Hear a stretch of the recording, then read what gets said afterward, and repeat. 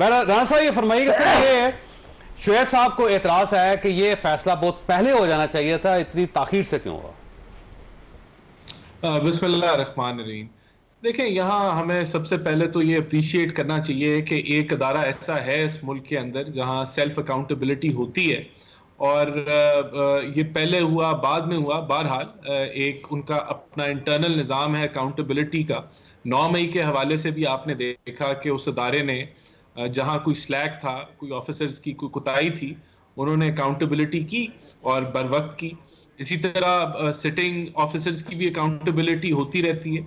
लेकिन यहाँ बात यह कि कोई भी मुल्क जो है जहाँ अकाउंटेबिलिटी ना हो वो प्रोग्रेस नहीं करता। जो सिविलियन साइड है, आप वहां देखें, एक मैं मिसाल दे रहा हूँ लेकिन सिर्फ कि 9 मई का वाकया हुआ, एक बंदे को भी सजा नहीं हुई, और उसमें पूरा निजाम की मैं बात कर रहा हूँ, उसमें आपकी पुलिस से लेके प्रोसिक्यूशन और आपकी जुडिशरी जो है उसका फेलियर रहा है। अब आपने यूके में अभी देखा है, आपने यूके के अंदर जो चीजें हुई हैं, वहां पुलिस ने किस तरीके से एक्ट किया, हर किस्म के बंदे को घरों से बाहर निकाला है, उन्होंने गिरफ्तार किया, और रिट जो है वो स्टेट की अपनी कायम की है। यहां जो है वो हर चीज सियासत में की नजर हो जाती है। अब पीटीआई जब इक्तदार में थी तो नैब केपीके के अंदर बंद कर दी गई थी कि यहां कोई अकाउंटेबिलिटी जो है कम से कम सिविलियन साइड पे मिसिंग है, और कोई ऐसा वाज़े निज़ाम इस मुल्क के अंदर नहीं है कि जहां जो है वो ऑपोजिशन हुकूमत दोनों कबूल करें कि ये अकाउंटेबिलिटी जो है वो फेयर है, और ये निज़ाम जो है ये गलत को गलत और दुरुस्त को दुरुस्त कर रहा है। यहां तो अलमिया ये है कि अगर एक बाप का कोई मामला शुरू हुआ है तो उसके पोते तक चला जाता है, इंसाफ नहीं मिलता। तो ये वो वजह है मेन के पाकिस्तान आज। अच्छा, वैसे राणा साहब एक चीज है जिसका जिक्र शुएब साहब ने किया है, और वो सवाल मैं आपके पास छोड़ के जा रहा हूं, आप ही की तरफ आऊंगा वक्फे के बाद। सवाल ये है कि जो कासब साहब थे वो किस कैपेसिटी में जनरल बाजवा साहब, जनरल फैज़ हमीद साहब से मुलाकात करते थे, और जनरल बाजवा साहब के ससुर के घर करते थे या फिर उनके समधी के घर करते थे? आप सबसे पहले आपकी तरफ आऊँगा। ये फरमाइए कि जनरल फैज़ हमीद साहब की जो गिरफ्तारी है और ये जो केस है, आप इसे किस नज़र से देखते हैं? आपका क्या ख्याल है कि इससे क्या स्टैब्लिश हो रहा है पाकिस्तान में? बिस्मिल्लाहिर्रहमानिर्रहीम। चौधरी साहब, 3 चीज़ें मेरा ख्याल है कि इसके अंदर आई हैं। एक, इसके अंदर ये आया है कि अगर पाकिस्तान की सुप्रीम कोर्ट किसी चीज़ को रेफ़र करे, और ये रेफ़र जो था एक 2017 का इंसिडेंट था, और नवंबर 2023 के अंदर सुप्रीम कोर्ट के अंदर एक प्रोसीडिंग्स थी, उसके अंदर एक एप्लीकेशन आई, वो मिनिस्ट्री ऑफ डिफेंस को फॉरवर्ड की गई, और मिनिस्ट्री ऑफ डिफेंस के बाद जीएचक्यू के अंदर, और फिर एक पाकिस्तान के अंदर एक पॉलिटिकल कंट्रोवर्सी भी आई कि देखें जी अभी तक मामला गया हुआ है और किसी नतीजे पे नहीं पहुंचा। तो मेरा ख्याल है कि एक तो वो उस चीज़ के अंदर है कि अगर कोई भी चीज़ जीएचक्यू के अंदर जाती है थ्रू मिनिस्ट्री ऑफ डिफेंस तो उसके अंदर एक सीरियसनेस है, और वो सीरियसनेस जो है वो चाहे पाकिस्तान के अंदर जो जितना भी हाईएस्ट ऑफिशियल है वो है, या उसके बाद एक आपका जवान से लेके ऊपर तक, मेरा ख्याल है कि एक वो मैसेज है। दूसरा इसके अंदर मैं समझता हूँ ये है कि जो आर्मी का एक इंटरनल डिसिप्लिन वाला है उसको भी एक रिफ्लेक्शन इसके अंदर आई है कि अगर कोई चीज़ पाकिस्तान आर्मी के रडार पे किसी तरीके से आती है या कोई अथॉरिटी उसको रेफर करती है तो उन प्रोसीडिंग्स को किसी न किसी नतीजे के ऊपर कल्मिनेशन की तरफ लेके जाना है। और यही एक वजह है कि जिसके अंदर आपकी जो फौज है उसकी दुनिया के अंदर एक स्टैंडिंग भी है, और वो स्टैंडिंग दोनों तरह से है। वो आपकी एम्पावरमेंट के अंदर भी है, यानी कि आपकी फौज दुनिया की 7वीं बड़ी जो है in terms of power, in terms of intelligence, और इन टर्म्स ऑफ जो आपके एसेट्स हैं, और दुनिया की वाहिद इस्लामिक आपकी है।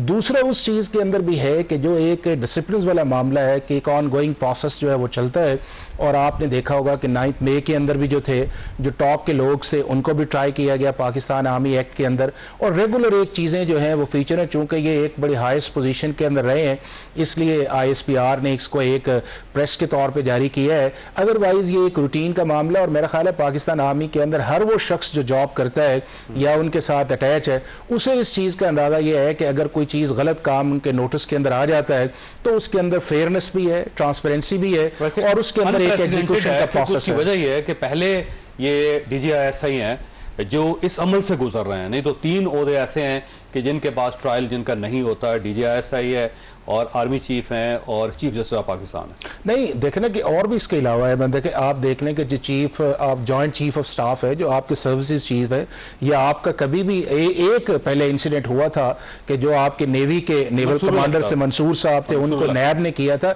लेकिन उनका भी जो ट्रायल था वो आर्मी एक्ट के अंदर नहीं आया था। लेकिन इस केस के अंदर मैं ये समझता हूं कि पिछले जो 3, 4, 5 साल से एक ऐसा इशू बना हुआ था कि जिसके अंदर जब भी नैब के अंदर कोई मामला सुप्रीम कोर्ट के अंदर जाता था तो दो इंस्टीट्यूशंस पे बड़ा क्रिटिसिज्म आता था।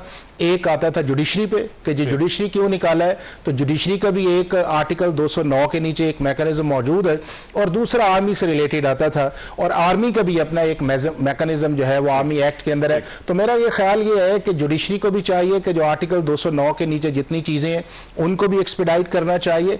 और ये जो चीज आई है, और ये एक आप पाकिस्तान के किसी भी शख्स से पूछ लें तो उसके अंदर एक चीज ये है कि जो भी इनका डिसिप्लिनरी प्रोसीडिंग्स है उसके अंदर एक फेयरनेस भी है, ट्रांसपेरेंसी भी है, और मिलिट्री कोर्ट्स भी हैं जो आपके जो दुनिया के टॉप 7 रैंकिंग है उसके अंदर आपके मिलिट्री कोर्ट्स की भी रैंकिंग जो है वो दुनिया के अंदर की जाती है।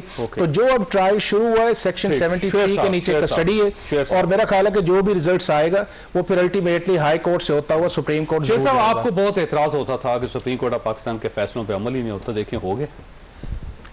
हम तो कहते थे कि सुप्रीम कोर्ट के फैसले पे अमल दरामद होना चाहिए, लेकिन आज जो अमल दरामद हुआ है, मुझे बताएं, असल फैसला तो था फैजाबाद धरना केस का, क्या हुआ उसका? ये तो सिर्फ एक कंप्लेंट आई, इन्होंने वापस भेज दी, फैसला नहीं किया था इसमें। फैसला उन्होंने फैजाबाद धरना केस में किया था। यानी जो असल चार्ज था कि जब वो अपनी यूनिफॉर्म में थे और वो यूनिफॉर्म में यूनिफॉर्म का मिसयूज ऑफ अथॉरिटी करते थे या रियासत के मामलात में अथॉरिटी है ना सर, टॉप सिटी का जो आप देखें यूनिफॉर्म में थे, नो डाउट 2017 का मैटर है, 6 साल लगे या 7 साल लगे उसको डिग आउट करने में। तो उस वक्त क्यों नहीं किया? उस वक्त के आज भी मुझे शुक्र करें सर इम्प्लीमेंट हुआ है पाकिस्तान में। नहीं, मैं तो इसको खुशामदीद करता हूं, उसी वक्त होना चाहिए, मैं तो इसको वेलकम करता हूं। मगर देखें, जिंदा यजीद को उसके जिंदा होते हुए उसको बुरा भला कहे ना, जब वो इंतकाल हो जाए, मैं मुशर्रफ की मिसाल दे रहा हूँ, या इंतकाल हो जाए या वो रिटायर हो जाए, तो उसके बाद जाकर उनके खिलाफ, आपको पता है असमा जिलानी केस का फैसला भी तो उसके बाद सारी चीजें आती है ना। अगर आप कोई शख्स को हुसोएवर में भी, मैं नाम बाय नेम नहीं कहना चाहता, जिसने miss use of official position की है, ऑफिशियल पोजीशन में की है ना, आपने उस वक्त क्यों नहीं सेल्फ अकाउंटेबिलिटी के सिस्टम को ऑन किया? वो उसी वक्त ऑन हो जाना चाहिए। ये इल्जाम को नया तो नहीं है, हर किसी ने कहा कत्ल करने से पहले ही बंदे को फांसी दे दें। नहीं, मैं कत्ल करने होगा तो उसी के बाद जावेद साहब 2017 में ये वाक़या हुआ ना, 18 में, 19 में, 20 में, 21 में, 22 में वो अपने विराजमान रहे ना। वैसे एक सवाल है, ये तो इमरान खान साहब के DGI थे, और इमरान खान ने तो इसका प्राइम करना था, अपॉइंटिंग अथॉरिटी है इनकी। सर नहीं, और प्राइम मिनिस्टर सब कुछ है सर DGI के मामले में। सर तो ये आप साहब चाहिए कौन कर रहा है कि आप एहतसाब करते इनका, आप केस बनाते और आर्मी को बुझाते। साहब ये एहतसाब कौन कर रहा है? अपनी इनका इंस्टीट्यूशन कर रहा है ना, सेल्फ अकाउंटेबिलिटी के सिस्टम को। दिफा सुप्रीम कोर्ट ऑफ पाकिस्तान ने फैसला किया, वजारत दिफा रोक लेती, कुछ नहीं हो सकता था, वहां से उन्होंने आगे भेजा। आपके पास भी वजारत दिफा थी, आप उनको भेज देते। सेल्फ अकाउंटेबिलिटी के लिए उसका एक बटन होता है, आपके पास नॉलेज आ गया, सारी दुनिया को पता था मुइज़ को किसने उठवाया, क्या हुआ, किसने क्या किया। उसके बाद वो सेल्फ अकाउंटेबिलिटी के बटन को ऑन होना चाहिए था, उस मशीनरी को ऑन हो जाना चाहिए था। Whosoever is involved, law has to take its own course। लेकिन आप 7 साल उसका इंतजार करते हैं, सुप्रीम कोर्ट बीच में आती है तो फिर अच्छा सुप्रीम कोर्ट तो थे, आप उन्हें आर्मी चीफ बनाना चाहते थे सर, सुने ना, उसके लिए आपने अपनी साहब गवर्नमेंट को बंद कर दी। सच सामने आ गया ना, ख्वाजा आसिफ वो मिट्टू के घर में बैठ के जो बातें हुई हैं उसके दरमियान जनरल फैज़ और जनरल बाजवा के दरमियान 7 महीने के अंदर, अगस्त के आखिर में इमरान खान बरसरे इक़्तिदार आए, अप्रैल 2019 में बैठ के कहते हैं, ये ख्वाजा आसिफ की स्टेटमेंट दे रहा हूँ, मैं अपनी बात नहीं कर रहा, ये तीसरी दफ़ा उसने रिकन्फर्म किया जिसकी डिनाइल आज तक नहीं आई। उन्होंने कहा जनाब आए, ये पहले पंजाब हुकूमत लें और इसी साल दूसरी हुकूमत ले लें। मैं वैसे तो उस सियासत के मामलात में उससे पहले का एक वाकया मैं आपको सुना देता हूं, क्योंकि सारे वाकयात हमें वैसे ही अजबर है ना।